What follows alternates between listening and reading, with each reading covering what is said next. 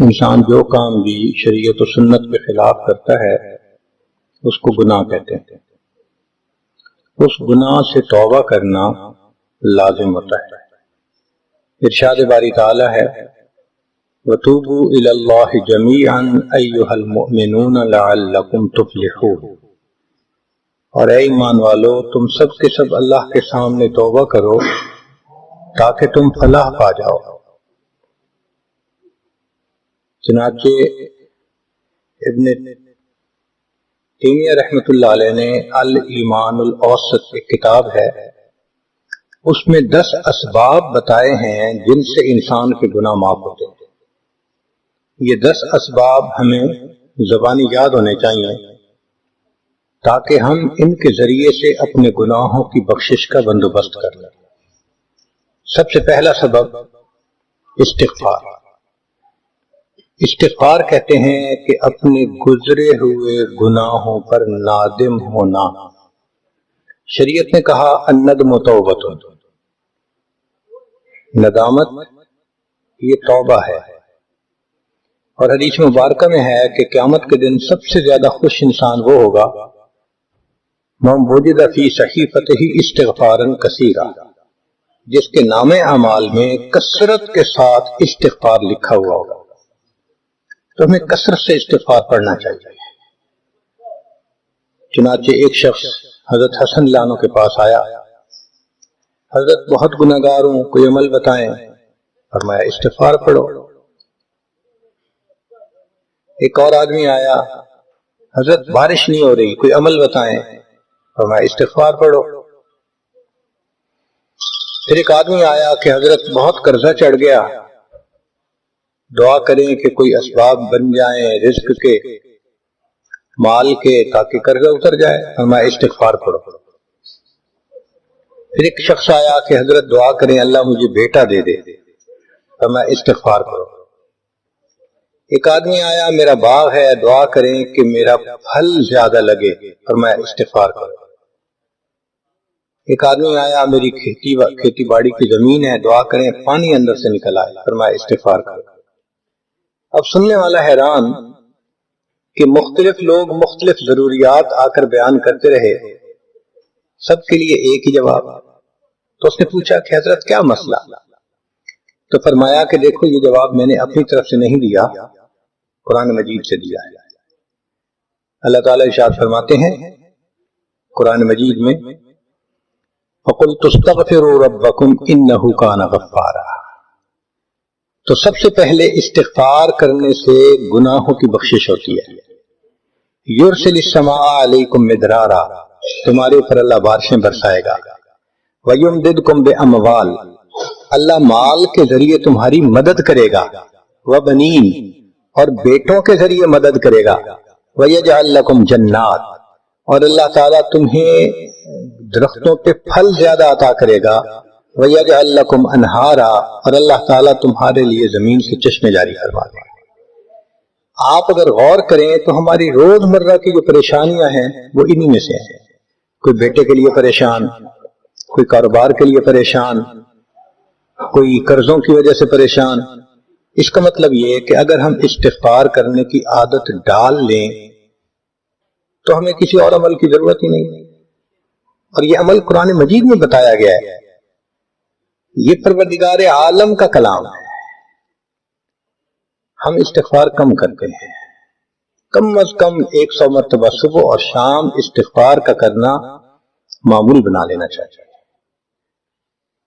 آپ لوگ ڈرائیو کرتے ہیں اپنے دفتر جاتے ہوئے تو راستے میں جو آدھا گھنٹہ لگتا ہے اس میں کیا کرنا ہوتا ہے؟ بعض لوگ نعت سن لیتے ہیں، تلاوت سن لیتے ہیں، وہ بھی عبادت ہے. لیکن اس سے زیادہ بہتر یہ ہے کہ انسان خود پڑھے کچھ. تو اگر اس دوران آپ استغفر اللہ ہی پڑھتے رہیں تو سینکڑوں دفعہ استغفار نامہ اعمال میں لکھا جائے گا. اور اگر پورا پڑھ لیں استغفر اللہ ربی من کل ذنب واتوب الیہ، تو یہ سونے پہ سہاگے والی بات ہے.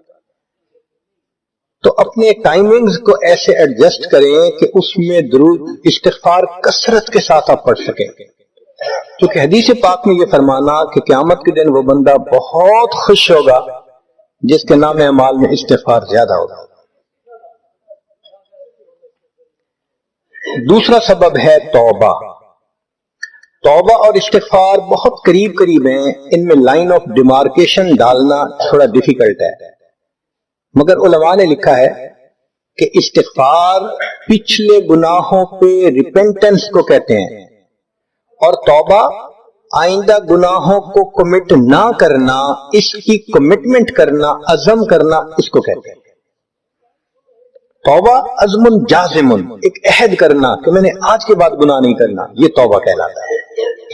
تو گویا توبہ کا تعلق آئندہ گناہ نہ کرنا، استغفار کا تعلق پاسٹ کے ساتھ ہے کہ میں نے جو کیا برا کیا، اللہ بس میری غلطی کو پلیز معاف کر دیں، اس کو استغفار کہتے ہیں. اور یہ استغفار کا حکم اللہ رب العزت نے اپنے حبیب صلی اللہ علیہ وسلم کو دیا. فسبح بحمد ربک واستغفرہ، حکم ہے، صیغہ ہے امر کا. اللہ کے محبوب صلی اللہ علیہ وسلم کو اگر یہ حکم ہے تو سوچئے پھر ہمیں استغفار کرنے کی کتنی ضرورت ہے. توبہ ہر بندے پہ کرنی ضروری. چنانچہ کافر ہے تو وہ کفر سے توبہ کر کے مسلمان بن جائے، مومن ہے گناہوں سے توبہ کر کے نیک بن جائے. جو نیک ہے وہ جو اپنے اعمال کے اندر غفلت ہوتی ہے، نماز کی غفلت، ذکر میں غفلت، تلاوت میں غفلت، اس غفلت سے توبہ کرے. اور جو کہے کہ جی میں تو اس سے بھی توبہ کرتا ہوں، تو بھئی ہم جو اعمال کرتے ہیں یہ اس کوالٹی کے تو نہیں کہ اللہ تعالیٰ کے ہاں قبولیت پا سکے. اب پھر استغفار کرنا کہ اللہ اس کو قبول کر لیجئے، کیونکہ اللہ کے محبوب صلی اللہ علیہ وسلم نے فرمایا ما عبدنا کا حق کا عبادت ہے، اے اللہ ہم نے عبادت نہیں کی جیسے عبادت کرنے کا حق تھا. اگر سید الاولین والآخرین صلی اللہ علیہ وسلم یہ فرماتے ہیں، ہم کس کھیت کی گاجر مولی ہیں، ہماری عبادتیں کیا عبادتیں. تو استغفار کرنا، توبہ کرنا ہم میں سے ہر بندے پر لازم ہے. تیسری چیز جس سے کہ گناہ معاف ہوتے ہیں، الحسنات الماحیہ، نیکیاں. جو انسان نیک اعمال کرتا ہے تو گناہ دھل جاتا ہے. نیک اعمال کی مثال صابن کی ہے، گناہوں کی مثال میل کی چیز ہے. صابن جتنا زیادہ لگتا ہے اتنا میل دھل جاتی ہے. ان الحسنات یذہبن السیئات. یہاں شیطان دھوکہ دیتا ہے. مثلا اگر کوئی بچہ تعلیم پا رہا ہے مگر کوئی گناہ بھی کرتا ہے، تیرے علم کا کیا فائدہ، گناہ تو چھوڑتا نہیں. بھائی اگر گناہ کرتے ہیں تو علم تو الٹا ان گناہوں کو دھوئے گا، وہ علم ہی چھڑوا دیتا ہے تاکہ دھونے کا مسئلہ ہی نہ رہے. اب عورت سوچے گی میں پردہ تو کرتی نہیں، نمازوں کا کیا فائدہ. یہ دھوکہ ہے شیطان کا. بھئی آپ نمازیں پڑھتی رہو، اس نمازوں کی برکت سے اللہ پھر پردے کی بھی توفیق دے دیں گے. تو نیکی نہیں چھوڑنی چاہیے کبھی بھی. یہ سوچ کے جی میں اچھا تو ہوں نہیں، کیا فائدہ. فائدہ ہے. جب اللہ فرما رہے ہیں کہ نیکیاں گناہوں کو دھو دیتی ہیں، بھئی گناہ تو ہم چھوڑتے نہیں اور نیکی آرام سے چھوڑ دیتے ہیں، یہ کہاں کی لاجک ہے. تو اس لیے نیکی بھاگ بھاگ کے کرنی چاہیے. اگر گناہ ہے تو نیکی اور زیادہ کریں تاکہ نیکی کی برکت سے گناہوں کی ظلمت ختم ہو جائے اور دھل جائے. حدیث پاک میں ہے بندہ گناہ کرتا ہے لکھ دیا جاتا ہے، دوسرا گناہ، تیسرا، 5 گناہ کرتا ہے، پھر اس کے بعد وہ ایک نیکی کرتا ہے تو نیکی والا فرشتہ کہتا ہے کہ دیکھو اللہ کے ہاں دستور ہے من جاء بالحسنۃ فلہ عشر امثالھا. اس کو 10 نیکیاں ملنی تھی، تم نے 5 گناہ لکھے ہیں نا، اچھا تم 5 گناہ مٹا دو، میں نامہ اعمال میں 10 نیکیوں کی بجائے صرف 5 نیکیاں بیلنس وہ ڈال دیتا ہوں. چنانچہ 5 گناہ مٹا دیے جاتے ہیں، 5 نیکیاں نامہ اعمال میں لکھ دی جاتی ہیں. اس لیے خوب نیکی کرنی چاہیے تاکہ اللہ تعالیٰ گناہوں کی ظلمت سے ہمیں محفوظ فرما دے. چوتھی چیز جس سے کہ گناہ معاف ہوتے ہیں، دعاء المؤمنین للمؤمن. جو ایمان والے ایک دوسرے کے لیے دعائیں کرتے ہیں اس سے بھی گناہ معاف ہوتے ہیں. چنانچہ عمر لانو جا رہے تھے عمرے کے لیے، نبی علیہ السلام نے فرمایا اے بھائی ہمیں اپنی دعاؤں میں نہ بھولنا. تو نبی علیہ السلام نے امت کو تعلیم دی کہ ایک دوسرے کو دعاؤں کے لیے کہنا چاہیے. یہ بہت اچھی عادت ہے. کہ جب کسی سے ملیں جی ہمیں اپنی دعاؤں میں یاد رکھیں، والدین کو کہنا، بڑوں کو کہنا، دوستوں کو کہنا، کیا معلوم کس کی مانگی ہوئی دعا کام آ جائے۔ اس دعا کا فائدہ ہوتا ہے نا، تبھی تو قرآن مجید میں دعا سکھائی گئی، ربنا اغفر لنا ولإخواننا الذین سبقونا بالایمان، اے اللہ جو ہم سے پہلے ایمان والے چلے گئے ان کی بھی مغفرت فرما دے۔ تو فائدہ ہوتا ہے تو قرآن نے دعا سکھائی ہے نا۔ تو ایمان والوں کی دعاؤں سے دوسرے ایمان والوں کو فائدہ ہوتا ہے۔ حدیث پاک میں ہے دوست کی دعا دوست کے پیٹھ پیچھے رد نہیں کی جاتی، کیوں؟ اس میں خلوص ہوتا ہے۔ تو اس لیے حدیث پاک میں ہے، مسلم شریف کی روایت ہے کہ اگر کوئی آدمی فوت ہو جائے اور 40 آدمی جنازہ پڑھ لیں جو ایمان والے ہوں، توحید والے ہوں، فرمایا ما من رجل مسلم یموت فیقوم علی جنازته 40 رجلا لا یشرکون باللہ شیئا الا شفعهم اللہ فیہ، اللہ 40 بندوں کی نماز جنازہ کو قبول کر کے میت کی مغفرت فرما دیتے ہیں۔ پانچواں عمل ما یعمل للمیت من اعمال البر، ہم اپنے فوت شدہ لوگوں کے لیے جو نفل کے کوئی نیک کام کرتے ہیں اس سے بھی ان کے گناہ معاف ہوتے ہیں۔ مثلا صدقہ کر دیا، قرآن پاک پڑھا، ان کو بخش دیا، ان کی طرف سے عمرہ کیا، حج کیا، ان نفلی اعمال کا ثواب ان کو ملتا ہے، اس کی وجہ سے ان کے گناہوں کو معاف کر دیا جاتا ہے۔ چنانچہ حضرت شیخ الحدیث رحمۃ اللہ علیہ نے فضائل ذکر میں یا کسی اور کتاب میں واقعہ لکھا ہے کہ ایک اللہ والے تھے، قبرستان کے قریب سے جاتے ہوئے انہوں نے کچھ پڑھ کے قبرستان والوں کو بخش دیا۔ رات خواب دیکھا کہ وہی قبرستان والے ہیں اور ایک آدمی آتا ہے جیسے کوئی ڈاک تقسیم کرنے والا ڈاکیا ہوتا ہے، اور سب اس کی طرف بھاگ پڑتے ہیں جیسے ڈاک لینے کے لیے ہو۔ ایک بندہ پیچھے آرام سے بیٹھا ہوتا ہے، وہ پوچھتا ہے کیا معاملہ؟ وہ کہتے ہیں کہ یہ فرشتہ آیا ہے، روزانہ کی جو ڈاک آئی ہے نا نیکیوں کی، جو اولاد نے، رشتہ داروں نے، دوستوں نے کیے، لہذا وہ اعمال نیکیاں ملتی ہیں تو یہ سب لوگ جاتے ہیں کہ نیکیاں ملیں گی، ہمارا درجہ بڑھے گا۔ اس نے کہا کہ آپ کو ضرورت نہیں ہے؟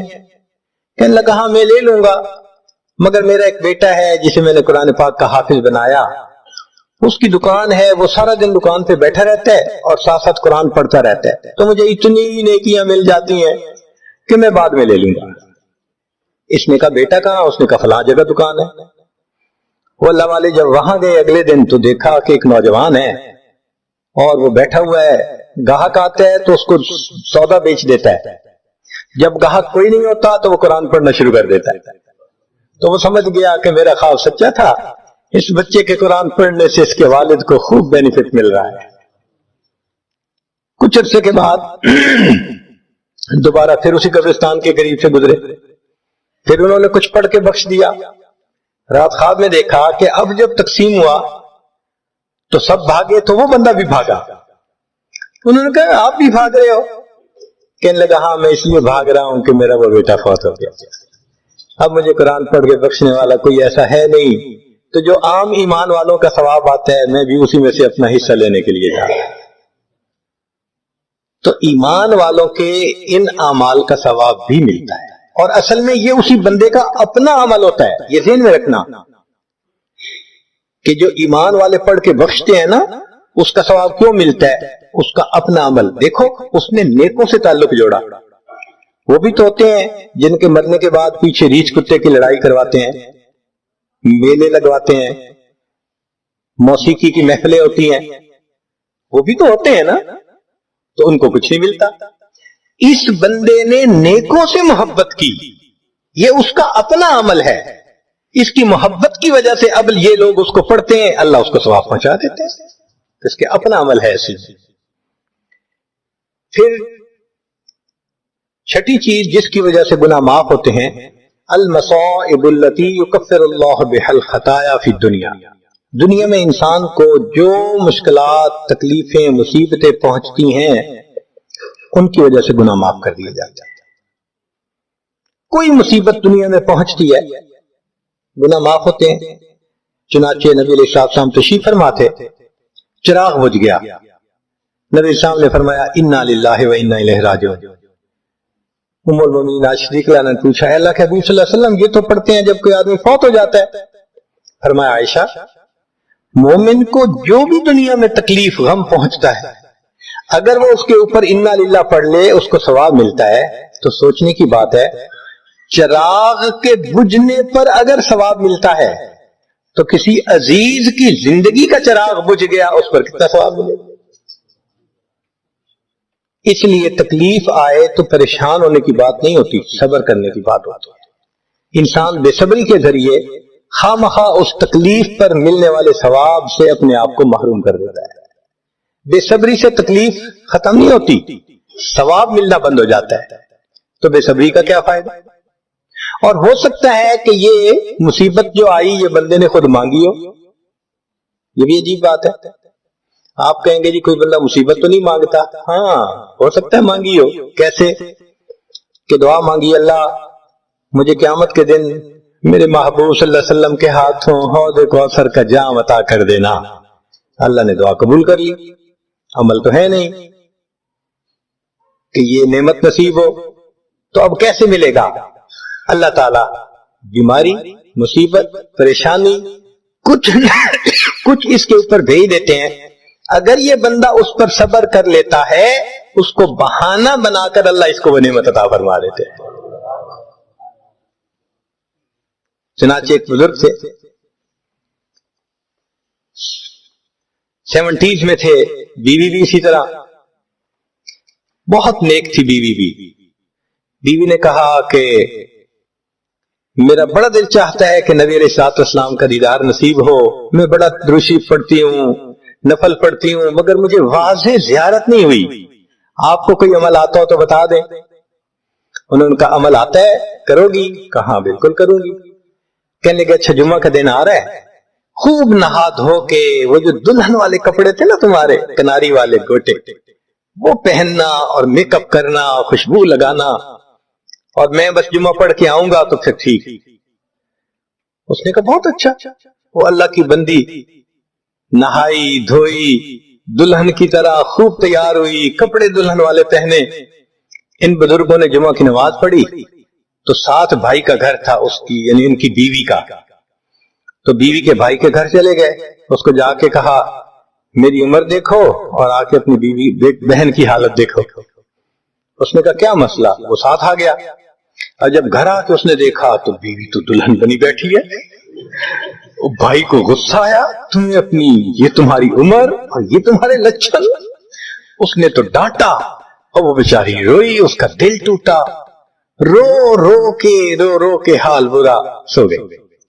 اللہ کی شان کہ اس نیند میں اس کو نبی علیہ السلام کی زیارت نصیب ہو گئی.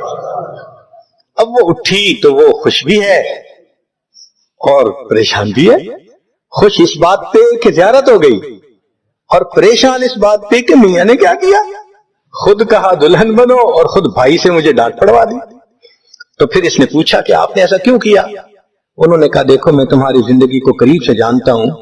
میں نے تمہیں اتنا پیار محبت سے رکھا ہے کہ تمہیں زندگی کے کوئی تکلیف نہیں پہنچنے دی. میں نے تم نے عبادت کی انتہا کی ہے مگر کچھ نعمتیں ہوتی ہیں جو دل ٹوٹنے پہ ملتی ہیں. تو تمہارا تو کبھی دل ٹوٹا نہیں. تو میں نے ایک بہانہ بنایا کہ تمہیں کہا دلہن بنو، بھائی کو شکایت لگا دی اس نے ڈانٹ پلا دی، تمہارا دل ٹوٹا، اللہ کو رحم آ گیا. اللہ تعالیٰ ٹوٹے دلوں پر رحم فرما دیتے ہیں. تو ممکن ہے کہ یہ مصیبت یہ پریشانی اللہ کی طرف سے ہمارے لیے انعام کا سبب بن کے آئی ہو. اس لیے ہمارے بزرگوں نے کہا سکھ دکھاں تو دیواں وار، کہ میں سکھوں کو دکھوں پہ قربان کر دوں. سکھ دکھاں تو دیواں وار دکھا آن ملائم یار، کہ دکھوں نے مجھے میرے یار سے ملا دیا. اللہ کو بڑا ترس آتا ہے اس بندے پر جس پر کوئی مصیبت آتی ہے پریشانی آتی ہے. پھر ساتویں چیز جس سے کہ گناہ معاف ہوتے ہیں ما يحصل فی القبر من الفتنة والزغطة والروع. قبر کے اندر انسان جب جائے گا تو اس کو وہاں پر ضغط قبر پیش آئے، قبر دباتی ہے. اس قبر کے دبانے سے بھی گناہ معاف ہوتے ہیں، اور یہ ضبط قبر ہر کسی کو پیش آئے گا۔ سعد رضی اللہ عنہ ایک صحابی ہیں، نبی علیہ السلام نے ان کا جنازہ پڑھایا اور اللہ کے محبوب صلی اللہ علیہ وسلم پنجوں کے بل چلنے لگے، تو صحابی نے پوچھا اے اللہ کے حبیب صلی اللہ علیہ وسلم آپ ایسے چل رہے ہیں؟ فرمایا سعد کی نماز جنازہ میں شرکت کے لیے اتنے فرشتے آسمان سے اتر آئے، مجھے پاؤں رکھنے کی جگہ نہیں مل رہی۔ پھر حدیث پاک میں آتا ہے کہ نبی علیہ السلام نے فرمایا سعد کی وفات پر اللہ کا عرش بھی 3 دن تک روتا رہا۔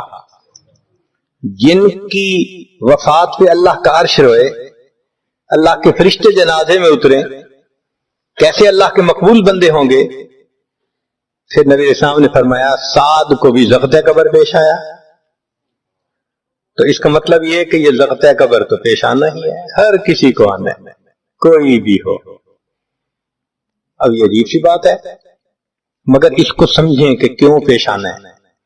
آپ اگر کسی ریسٹورنٹ پہ جائیں اور جا کے سویٹ ڈش کھائیں یا کباب کھائیں تو بل پے کرنا پڑتا ہے نا، گروسری سٹور سے جا کے کوئی چیز لائیں بل پے کرنا پڑتا ہے نا، ہر چیز کا بل ہوتا ہے۔ اس دنیا میں انسان جو مزے لیتا ہے بھلے جائے صحیح، ان کی بھی ایک کاسٹ ہے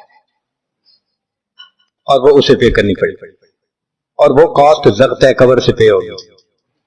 اس لیے جس کی زندگی غربت میں گزری ہوگی اس کا ضبط قبر بہت کم ہوگا، اور جس نے عیش آرام مزے سہولت انجوائے کیا کاسٹ تو دینی پڑے گی نا۔ تو ضبط قبر تو پیش آنا ہے۔ ہمارے والد صاحب بچپن میں دیکھتا تھا میں کہ بہت اچھا سالن بنا ہوتا تھا نا، تو اکثر وہ گلاس پانی کا اٹھاتے تھے اور ایک گھونٹ پانی ڈال دیتے تھے۔ مجھے سمجھ نہیں آتی تھی یہ کیا کرتے ہیں، میں اکثر ان سے پوچھتا تھا ابو آپ ایسے کیوں کرتے ہیں، نہیں بتاتے۔ جب ان کی وفات ہوئی تو بعد میں والدہ صاحبہ نے کہا کہ اصل میں وہ یہ کہا کرتے تھے کہ نفس میرا دشمن ہے، میں اس نفس کو لذتیں کیوں دوں۔ وہ لذیذ کھانے کے اوپر بھی ایک گھونٹ پانی ڈال کے اس کو کم مزے والا بنا لیا کرتے تھے، جائز لذتوں کو بھی کم کر لیتے تھے۔ ہمارا کیا حال ہوگا جو ناجائز لذتوں کے پیچھے بھاگتے پھرتے ہیں۔ تو یہ ضبط قبر مومن کو بھی پیش آتا ہے اور کافر کو بھی، مگر فرق ہے، کافر کو پیش آئے گا کہ حدیث